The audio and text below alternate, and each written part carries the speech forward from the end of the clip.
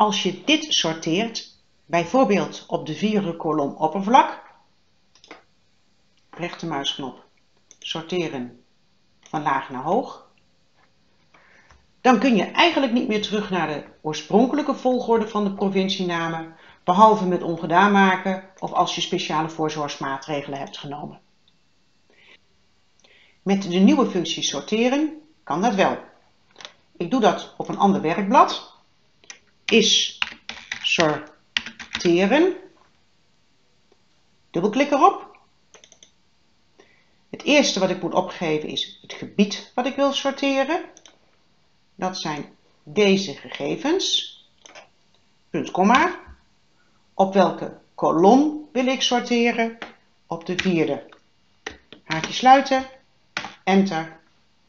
Keurig gesorteerd op de vierde kolom. En er is een koppeling met de gegevens. Kijk maar, als ik hier 10 van maak, zie je dat hier ook. Ik houd mijn oorspronkelijke gegevens ook keurig intact.